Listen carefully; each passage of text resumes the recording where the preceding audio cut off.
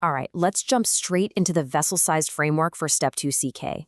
Whenever you see a systemic inflammatory condition on the boards, your absolute first reflex has to be categorizing the vasculitis by vessel size.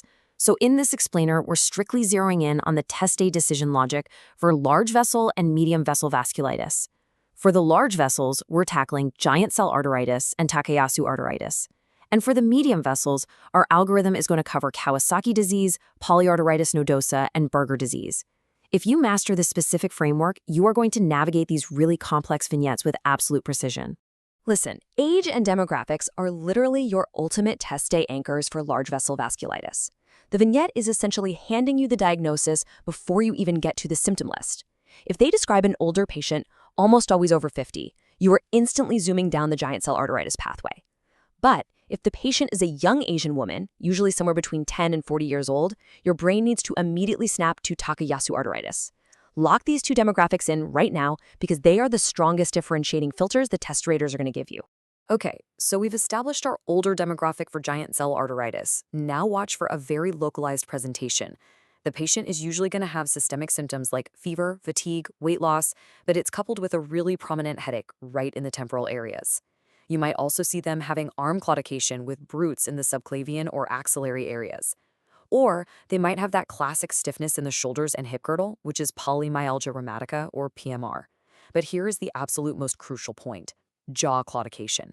If the patient has pain in their jaw while chewing, highlight it mentally in huge neon letters. Jaw claudication is the single most specific symptom of GCA. We also have to be hypervigilant about the catastrophic risks of GCA. This inflammation isn't just giving them a headache, it's actively threatening major vascular territories. Central nervous system involvement can look like TIAs, a full-blown stroke, vertigo, or even hearing loss. But the absolute nightmare scenario we are trying to prevent here is visual. You really need to watch out for amaurosis fugax, which is a transient visual field defect that can progress to monocular blindness. Also watch for anterior ischemic optic neuropathy, or AIN. That's actually the most common ocular manifestation. And hey, don't forget the large vessels themselves. GCA is heavily associated with aortic wall thickening and aortic aneurysms. So quick test day tip, these patients must be followed with serial chest x-rays just to monitor for that aneurysm risk. So, how do we actually handle this on the wards and on the exam? Well, the emergency pathway is strict. First, you suspect GCA based on that clinical picture we just talked about. Second, check the inflammatory markers. You're expecting a sky-high ESR and CRP, usually alongside a normochromic anemia. But step three is an absolute, non-negotiable board rule. You administer glucocorticoids immediately. You do not wait. Yes, the definitive diagnosis requires a temporal artery biopsy, but if your clinical suspicion is high, you never, ever delay steroids to wait for those biopsy results. Delaying treatment literally equals permanent blindness. This level of urgency actually dictates a very precise tiered treatment logic. The boards love to test steroid dosing for GCA, and I promise you, it is not one size fits all. If the patient only has polymyalgia rheumatica, meaning just the stiffness, no cranial symptoms, they get low-dose oral glucocorticoids. Think prednisone, 10 to 20 milligrams daily. If they have standard GCA but without visual symptoms, you step it up to intermediate or high-dose oral steroids, so around 40 to 60 milligrams a day. But if there is even a hint of visual loss, like they report amaurosis fugax or you clearly see AION, you hit them with pulsed high-dose IV glucocorticoids. We're talking 1,000 milligrams of methylprednisolone daily for 3 days before you even think about transitioning to oral. All right, shifting gears to our other large vessel vasculitis, Takayasu arteritis. Let's pull up that demographic anchor again. We're looking for a young Asian woman, usually 10 to 40 years old. She's going to come in with constitutional symptoms, so unexplained fever or weight loss, and crucially, arterio-occlusive symptoms in the upper extremities. Think arm claudication, maybe some ulcers, combined with really severe arthralgias and myalgias. It's basically a systemic inflammatory fire affecting the major branches of the aorta. On the physical exam, you're hunting for vascular flow issues. You'll find blood pressure discrepancies between the arms, pulse deficits, and arterial bruits. Labs are going to show that elevated ESR and CRP. But the real diagnostic lyncher here is the imaging. A chest x-ray might show aortic dilation or a widened mediastinum, sure, but a CT or MRI will reveal the classic wall thickening and narrowing of the arterial lumen. Once you've got the diagnosis, the primary treatment is exactly the same as GCA, systemic glucocorticoids. Okay, let's step down a vessel size and move into the medium vessel vasculitis, starting with Kawasaki disease. Your immediate demographic anchor here is age. This is almost exclusively a disease of children under 5 years old, and there's a higher incidence in those of East Asian descent. Whenever you see a young kid with a prolonged, totally unexplainable fever and signs of systemic inflammation, Kawasaki absolutely must be at the very top of your differential. So, the diagnosis for Kawasaki is strictly clinical. It requires a fever for at least 5 days, plus 4 out of 5 defining criteria. Just picture the classic presentation: bilateral non-exudative conjunctivitis, mucositis, which means injected lips or that unmistakable bright red strawberry tongue, cervical lymphadenopathy, where usually at least one node is greater than 1.5 centimeters, a polymorphous generalized rash that often has perineal erythema, and finally, erythema and edema of the hands and feet, or even periungual desquamation, basically skin peeling around the nails. The labs will back this up with elevated platelets, a high white blood cell count, decreased hemoglobin, sterile pyuria, elevated CRP, and elevated AST and ALT. The management timeline here is super critical because we're in a race against the clock to prevent severe complications, specifically coronary artery aneurysms and ventricular dysfunction. Immediate treatment is intravenous immunoglobulin, or IVIG, plus aspirin. Right at the time of diagnosis, you absolutely must do an echocardiogram to check those coronary arteries. But you can't stop there. You have to repeat that echo 6 to 8 weeks later because if those arteries dilate, they're highly prone to thrombotic occlusion, which causes myocardial ischemia. And here's a massive test day caveat. Because IVIG totally scrambles the normal immune response, you have to delay giving any live vaccines for 11 full months after treatment.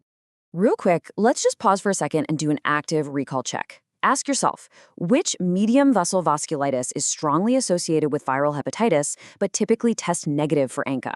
Have an answer in mind? Did you guess polyarteritis nodosa, or PAN? Because that's the one. This condition has a really strong correlation with underlying hepatitis B and C due to immune complex deposition. Those complexes lead to fibrinoid necrosis of the arterial wall, luminal narrowing, thrombosis, and eventually severe tissue ischemia. Clinically, right alongside those constitutional symptoms like fever and weight loss, you're going to see multisystem ischemic damage. Watch for lido reticularis, ulcers, and purpura on the skin. Down in the kidneys, it causes renal insufficiency and really severe renal hypertension. Neurologically, it presents with mononeuritis multiplex. It can even cause mesenteric ischemia in the GI tract and trigger severe myalgias or arthritis. To absolutely nail the PAN diagnosis on the boards, you need 2 massive buzzwords. First, it is decisively ANCA and ANA negative. Do not let the test writers trick you into thinking it's a small vessel ANCA-associated vasculitis. It's not. Second, if you do an angiography, you are going to see this distinctive string of pearls appearance. It's basically a series of microaneurysms mixed with segmental and distal narrowing. And if you do end up needing a tissue biopsy, you're looking for non-granulomatous transmural inflammation. All right, let's look at our final medium vessel pathology, thromboangiitis obliterans, which you probably know as Berger's disease. The textbook vignette for this is unmistakable. It's a young patient, almost always under 45, with a very heavy, ongoing or recent smoking history. They will come in with severe distal limb ischemia. We are talking about extremely painful ulcerations and frank gangrene right there on the fingers or toes. This happens due to a highly specific, non-atherosclerotic segmental occlusion and thrombosis of the small and medium-sized vessels. Vascular studies will confirm the ischemia, and angiography will clearly show that segmental occlusion. The management for Berger disease, well, it's as straightforward as it is challenging. The absolute, core, totally non-negotiable treatment is immediate and complete smoking cessation. That's it. There are no magical immunosuppressants that fix this. If the patient does not stop smoking, the vascular occlusion is inevitably going to progress, and they will absolutely lose the affected limb to amputation.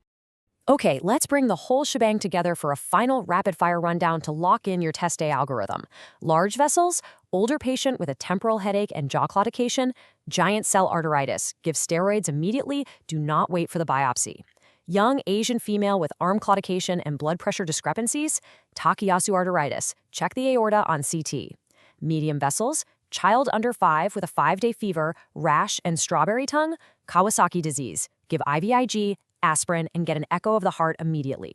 Hep B positive patient with levo reticularis, renal hypertension, and ANCA negative labs, polyarteritis nodosa. Look for those microaneurysms. Young smoker with gangrenous digits, Burger disease. They have to stop smoking today. And that is your large and medium vessel vasculitis step 2 CK logic completely locked in.